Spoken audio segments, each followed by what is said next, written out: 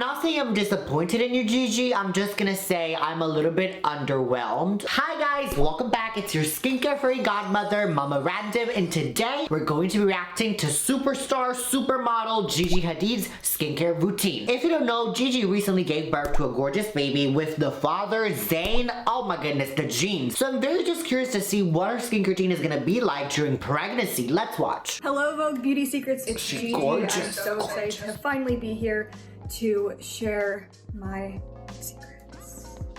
I don't know if they're like her skin. something a little bit more than my everyday looks. Okay, let's get started. I've already washed my face. While I was pregnant, I really moved towards like really clean products, natural. So I used a brand called Oliveda, and it's just olive tree extract, and they have everything from cleanser to moisturizer, oils. So I really... When you get pregnant, guys, it's very important to cut down your skincare routine. Just to give you a very simple example, retinol, you can't use it when you're pregnant. Otherwise, it could cause damage to the baby, especially like Accutane. So really, it's just best to use all natural, as she said, and cut it down in a very simple skincare routine. Now I have moved into kind of my winter routine, which really, for me, is about a thicker moisturizer because my skin gets so dry. I mean, my skin's always dry. This is the moisturizer that I just started using.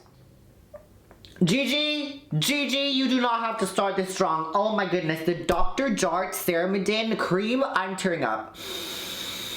Gigi, I'm emotional because you're just so good. You're like a very good mother and you already know about skincare. That is an amazing cream, guys, because ceramides are really gonna repair your skin. It's basically the biggest building block in your skin.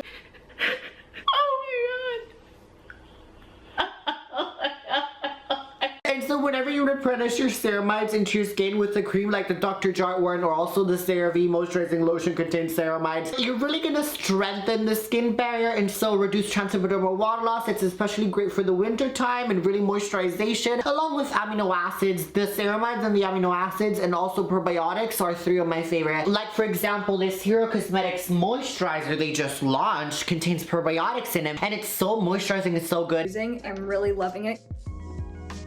Moisturizer, okay. This is Odysite. This is the very dry skin. This is a new bottle because I go through this quickly.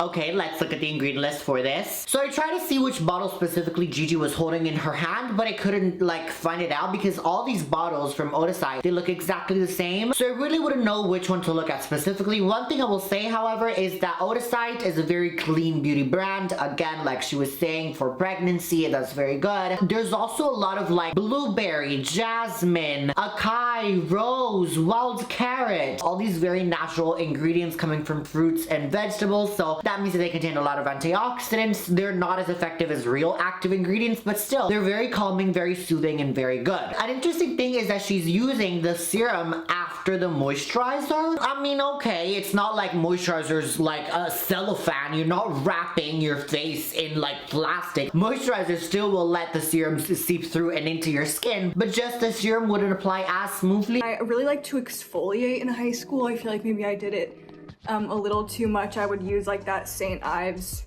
apricot scrub, which I loved. I used it till pretty recently actually. Whenever I'm working a lot or I'm wearing a lot of makeup or I'm coming from a shoot, I use Cetaphil because I just feel like it really... I'm assuming she's gonna use the Cetaphil Gentle Skin Cleanser because that's for dry skin. It's an amazing cleanser, guys. I think it's just a simpler version of the CeraVe Hydrating Cleanser. It doesn't contain the ceramides and it doesn't contain the HA, but either way, it still contains the very fatty alcohols. It contains all the glycerin, the hydrating ingredients, and everything that you really need to give the very thick consistency. It is super moisturizing, super gentle, great for dry skin, the winter time. I have oily skin, yeah, I still use it. It's just so good, I love it. Cleans my skin. I've always really gone for like drugstore skincare. I don't think, I mean, unless pregnancy I feel like is different and I really wanted something clean for that, but before that I really just wanted good product, and I don't always think that you have to pay a lot for that. So during fashion week, I think is when my skin gets the most irritated because I wear makeup the most during fashion week. It's literally every day, all day, multiple makeup looks, multiple hands. They take the same makeup brush all the way down the line on 30 girls. So it touches a lot of faces, and I feel like that's when I start to get irritated around and spots around my chin, around my nose, obviously also stress too and not sleeping probably enough. I do extractions myself. I've never really had like a facialist. I don't know. I'd rather like do it to myself and learn how to do it gently. And then a strange thing that I do, which my mom taught me, is I put toothpaste on spots at night and it dries it out. I might get in trouble for saying that, but that's what I do. Gigi, you were going so well, okay? You were doing such a very simple routine. It was very back to the basics and I love that for you, okay? But then you go in with toothpaste. Why? What was the reason? What is the reason behind that? What was the reason? What was the reason? What was the reason? Toothpaste, we have but debunked this time and time again. Toothpaste does seem to work for your pimples because it contains very dry ingredients like baking soda, alcohol, hydrogen peroxide at times if it's a whitening toothpaste. And all those, yes, are gonna dry out the pimple, but it's also gonna irritate your skin in the process. And so that is only gonna lead to more breakouts down the line. So really use instead salicylic acid serums, lactic acid serums, or spot treatments like the succinic acid by the Ankylos. You can also use the Cocokind vitamin C spot treatment. You can use the Hero Cosmetic pimple patches. There are literally so many options that you can use instead of using toothpaste. Do with my moisturizing and my skincare before I start makeup is to moisturize my lips. When you moisturize your lips in the beginning, then it can kind of sit on your lips through your routine so that when you get to lipstick at the end, it's sat for a bit. This is called the 101 ointment, but it's like for everything. I think all-purpose ointments are great. You can put it on your lips. Then I dab it where my skin feels. I mean, it's basically just like a Vaseline, an alternative of the Vaseline. Definitely, it's very good. A very thin layer applied just on your very driest areas. So like, for example, under the eyes, maybe right here or right here. It's really gonna block, again, trying to put on a water loss, especially in the winter time. And so it's really gonna keep all the moisture locked in of the moisturizers and the serums that you used previously. So it's a really nice tip. It's not gonna clog your pores. It's not gonna break you out. Vaseline, if used in a very small amount, like a very thin layer, will not clog your pores. That is just, again, a myth. Dry, sometimes like on the tip of my nose. And also I find that like right where my eyebrows are, where they start, gets really dry. I don't know why, but I like to sometimes dab it there because I just think that she's basically using it as a highlighter. It's a very natural look. Eyebrow product, like pencil and stuff, goes on better, so sometimes I do that. During pregnancy, I think the thing that changed most about my skin was the pigmentation. I've had like this darkness. This is actually unfortunately very true. During pregnancy, it's very common that women can develop melasma or hyperpigmentation. It's a lot easier for you to get that. I'm curious to see what she developed. Near my eye from before pregnancy, but it got really dark when I was pregnant. I tried to wear hats in the sun and sunblock. Also like let it happen because I think it's natural.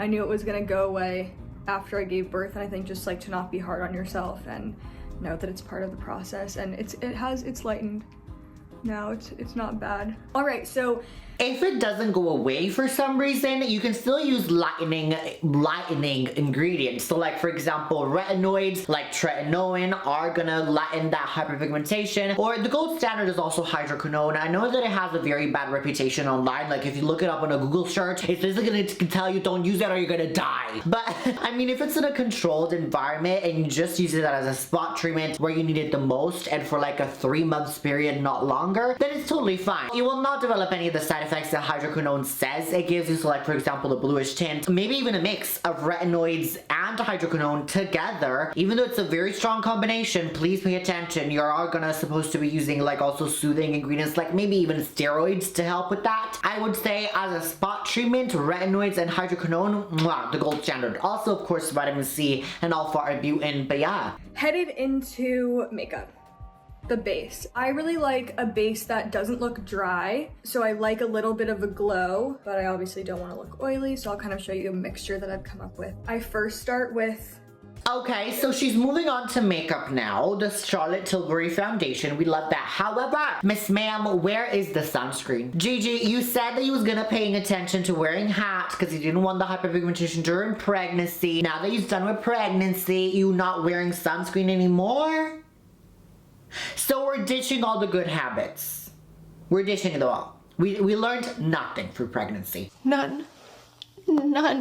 Okay, so I'm guessing, Gigi, this is the end of your skincare routine. Gigi, I am very much shocked and surprised. Hold my hand. This is a very simple skincare routine, okay? I am shocked at how simple it is. I know that I said let's keep it simple during pregnancy, but we're over pregnancy now, okay? You can start using your products again. So we're not using any retinoids for anti-aging. Like, that would be very much cute, because do you know that during pregnancy, your body and like your cells actually age twice as fast? There's actual studies, I'm not kidding. Because you're actually developing and giving birth to another life in you, and that's very tiring on the body. So pregnancy really will hit your body hard. You will age a lot faster. This is why Kim Kardashian and other, you know, famous celebrities always get surrogates. Of course, I'm not saying that you should get a surrogate. I'm just saying, if you want to hear about your skin and anti-aging after you've done giving birth, try using a lot of anti-aging ingredients like tretinoin or just over-the-counter retinols. You can also use peptides, hydrating ones, or so like growth serums. You all have a little bit of redness, so you can use azelaic acid. I'm noticing especially right here under the eyes, as you said, and even just around the face there is a little bit of reddish tint. You could use azelaic acid. That will help a lot. So I'm not seeing any active ingredients at all. Okay, maybe your skin is super sensitive, your skin is super dry, so you don't want to irritate it. That's totally fine. You are using the ceramides, so that's a very big green light. I'm not saying I'm disappointed in you, Gigi. I'm just gonna say I'm a little bit underwhelmed. Like, it was just very much a meh video. Appears to be just a little bit ghetto to me.